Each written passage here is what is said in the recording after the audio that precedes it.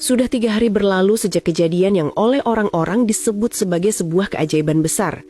Suamiku pulang ke rumah tanpa luka sedikit pun setelah bus yang ditumpanginya mengalami kecelakaan hebat di jalan tol. Dari puluhan penumpang, hanya 2 orang yang selamat dan salah satunya adalah dia. Semua tetangga datang silih berganti, membawa buah tangan dan mengucapkan syukur. Mereka bilang ini adalah berkah dari doa istri yang solehah. Mereka bilang Tuhan masih sayang pada keluarga kami. Aku hanya tersenyum kaku menanggapi ucapan mereka. Sebuah senyum palsu untuk menutupi gemuruh aneh yang berkecamuk di dadaku sejak detik pertama dia melangkahkan kaki masuk kembali ke rumah ini. Ada sesuatu yang salah, sangat salah. Firasat seorang istri tidak pernah berbohong. 10 tahun kami menikah, aku menghafal setiap inci kebiasaannya. Bahkan hal-hal kecil yang tidak dia sadari sendiri. Tapi sosok yang kini duduk di sofa ruang tamu itu terasa asing. Masalah dimulai dari hal sepele, seperti letak handuk. Suamiku adalah orang yang sangat teliti dan kaku soal kerapian. Dia yang memaku gantungan handuk di balik pintu kamar mandi 10 tahun lalu. Dan tidak pernah sekalipun dia lupa menaruhnya di sana. Tapi kemarin sore, laki-laki ini berdiri kebingungan di depan pintu dapur sambil memegang handuk basah. Bertanya di mana biasanya aku menjemur handuk. Saat aku tatap matanya, dia hanya tertawa canggung dan beralasan kalau benturan saat kecelakaan membuatnya sedikit lupa ingatan. Alasan yang masuk akal bagi orang lain, tapi tidak bagiku. Keanehan itu semakin menjadi-jadi saat makan malam. Aku sengaja memasak menu kesukaannya, sayur asem dengan sambal terasi yang sangat pedas. Suamiku memiliki masalah lambung yang cukup parah. 1 colek sambal saja bisa membuatnya mengeluh perut sakit semalaman. Namun laki-laki di hadapanku ini melahap habis nasi dan lauknya dengan rakus. Bahkan dia menambah sambal berkali-kali tanpa berkedip.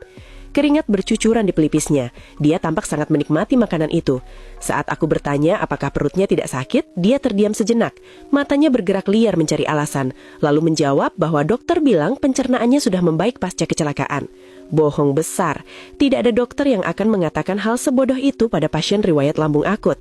Malam itu, saat dia sudah tertidur pulas dengan suara dengkuran yang kasar, padahal suamiku tidak pernah mendengkur sekeras itu, aku memberanikan diri melakukan sesuatu yang tidak pernah kulakukan sebelumnya. Aku memeriksa tas kulit kusam yang dia bawa pulang, satu-satunya barang yang selamat dari kecelakaan itu. Jantungku berdegup kencang, takut dia terbangun.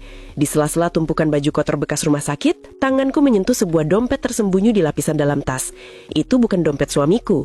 Tanganku gemetar hebat saat membuka dompet itu.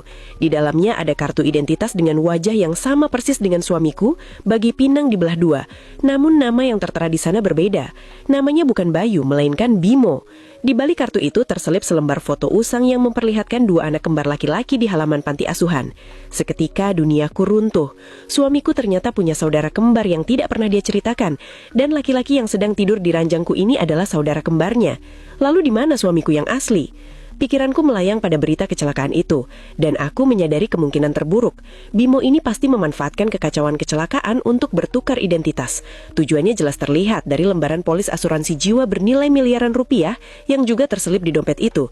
Dia ingin mengklaim uang kematian atas namanya sendiri, lalu hidup nyaman menggunakan identitas suamiku. Amarah luar biasa menjalar dari ujung kaki hingga ke ubun-ubun. Rasanya aku ingin berteriak, memukulnya dan mengusirnya saat itu juga. Berani-beraninya dia mempermainkan nyawa dan perasaan seorang istri demi uang. Namun sebelum aku sempat bertindak gegabah, ponsel suamiku yang tergeletak di atas meja bergetar. Layarnya menyala menampilkan notifikasi dari aplikasi pesan singkat. Nama pengirimnya membuat darahku berdesir dingin. Penagih utang 1. Aku membuka pesan itu dengan tangan gemetar. Isinya singkat namun mengerikan.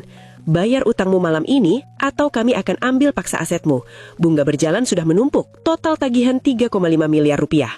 Belum sempat aku mencerna angka yang fantastis itu, pesan lain masuk dari aplikasi permainan daring terlarang, memberitahukan bahwa akunnya sudah minus dan harus segera diisi ulang. Lututku lemas. Ternyata selama 1 tahun terakhir, perubahan sikap Mas Bayu bukan karena dia selingkuh atau sibuk kerja, melainkan karena dia kecanduan permainan terlarang dan terjerat utang pada lintah darat. Jumlah utangnya hampir setara dengan nilai asuransi yang diincar oleh si penipu ini. Aku menoleh ke arah Bimo yang masih tertidur lelap. Dia tersenyum dalam tidurnya, mungkin memimpikan hidup enak dengan uang asuransi 5 miliar rupiah itu. Dia pikir dia sedang mencuri nasib baik. Dia tidak tahu bahwa dia baru saja mencuri identitas seorang pria yang hidupnya sudah di ujung tanduk, dikejar-kejar orang berbahaya dan hancur lebur secara finansial. Seketika rasa marahku berubah menjadi sebuah rencana dingin. Aku perlahan mengembalikan dompet itu ke tempatnya, merapikan selimutnya dan kembali berbaring memunggunginya dengan senyum tipis di bibir. Keesokan paginya, aku bangun lebih awal dan bersikap sangat manis. Aku menyeduh kopi dengan gula yang banyak, persis seperti yang diminta Bimo kemarin, bukan kopi pahit kesukaan suamiku. Saat dia keluar kamar sambil menggeliat, aku menyapanya dengan lembut.